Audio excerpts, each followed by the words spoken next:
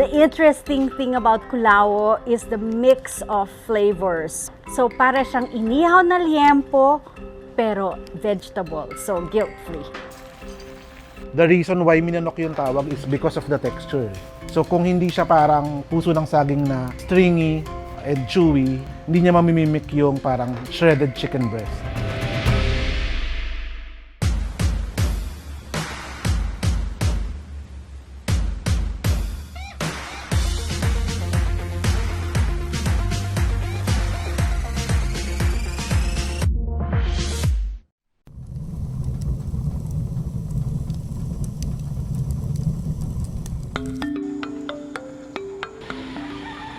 San Pablo City doesn't only have beautiful lakes and towering mountains, but lots of rice fields and coconut plantations. So naturally, coconuts figure prominently in the city's heritage dishes and delicacies. Laguna cuisine in general, basically kung ano yung what is readily available sa surrounding. Medyo dominant ang coconut sa food namin. We have 7 lakes. So that combination of the freshwater catch and the coconut and the richness of hunter-gatherer food from Mount Banahaw and Mount Cristobal really makes San Pablo quite an interesting culinary mix. There are different taste profiles of gata. So different towns in Laguna have different taste profiles.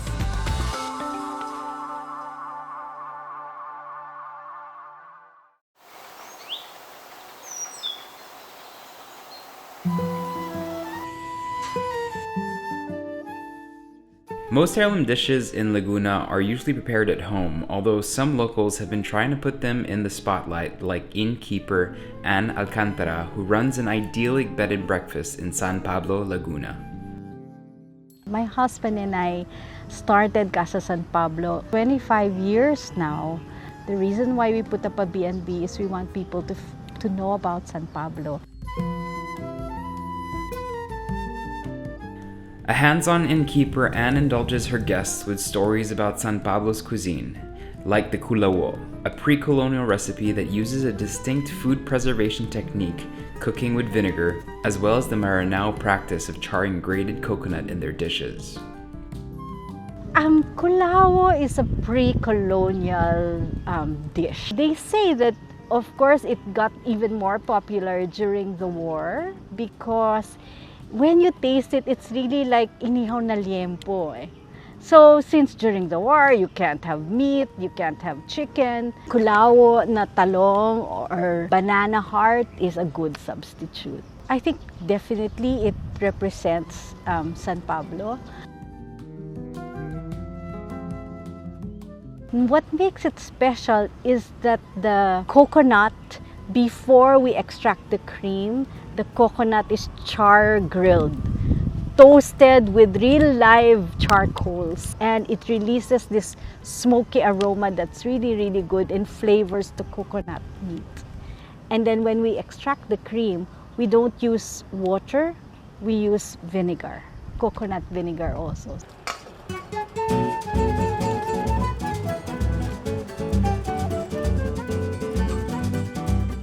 So once we've toasted it like this, we add coconut vinegar.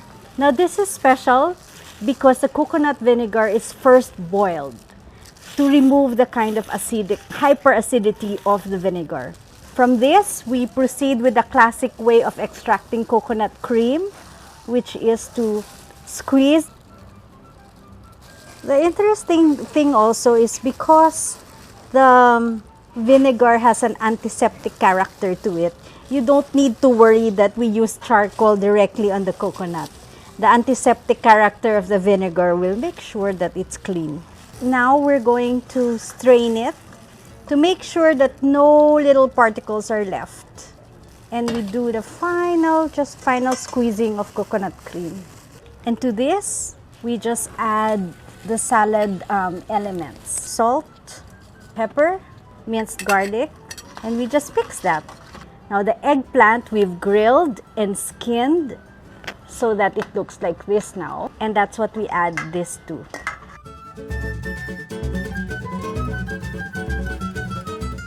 So it's a little bit sweet because of the eggplant and the coconut cream, but it's also sour because of the vinegar. The high note of all that is the smokiness.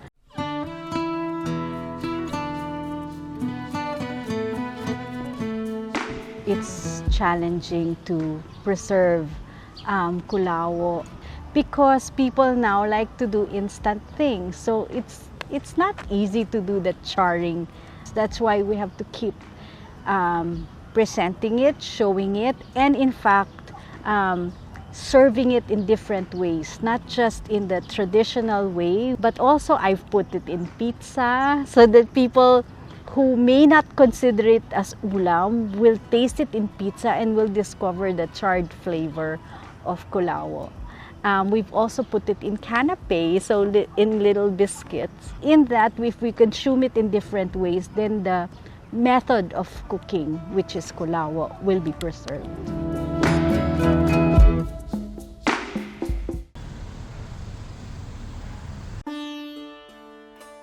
In Santa Cruz, Laguna, about 30 kilometers away from San Pablo, another classic Lagunense dish that uses charred coconut is being served in an ancestral house turned restaurant called Aurora Filipino Cuisine, run by siblings Chef Day and Chef Jel Salonga.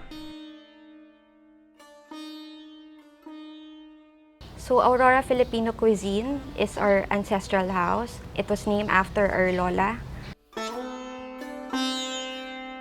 We serve Filipino, Laguna and Quizon inspired dishes. Special dishes are ensaladang Santa Cruz. Then we also have pinais and also minanok. Minanok is a dish made from shredded banana hearts cooked in burnt coconut cream and vinegar. But make no mistake, as it doesn't really have manok or chicken.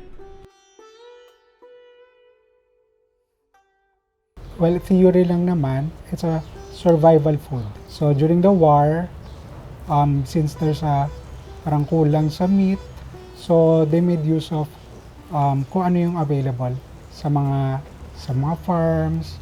They started calling it minanok because of the texture. There's a similarity of a shredded chicken. We make do with what we have. Hindi naman simple ang minanok. This also has complex flavor.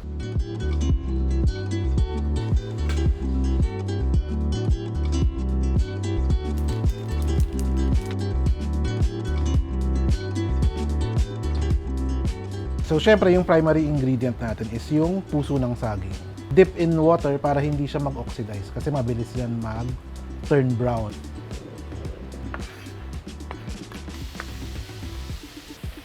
Okay, so next yung shredded na puso ng saging.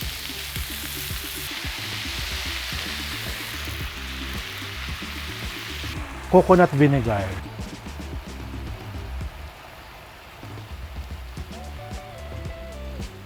Yung lasa ng minanok is, para siyang kinilaw kasi may suka, so sour, but because of the coconut cream, magkakaroon siya ng konting sweetness, magkakaroon din siya ng smoky flavor.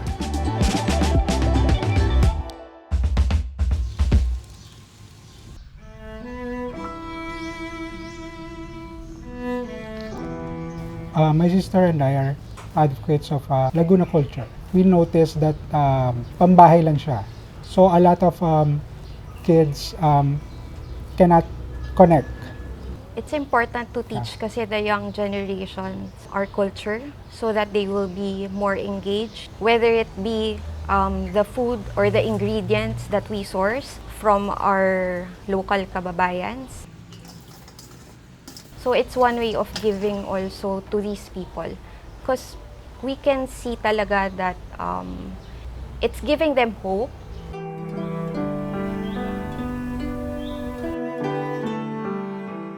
I began to understand San Pablo cuisine through my grandmother-in-law, si Inay. And she has a way of describing our food. Kailangan, sabi niya, naglalaban-laban. So, meron kang matamis. Sa isang ulam, may matamis, may maasim, may maalat. Naglalaban-laban lahat yun. That to me is San Pablo cuisine. Here in Santa Cruz, it's not really documented, the traditions and food traditions. So what we do is we go to our lola's house, our tita's house, kung ano yung kinakain nila when they were younger. Hopefully, we get to document that so that there will be more people will get to know more about Laguna cuisine.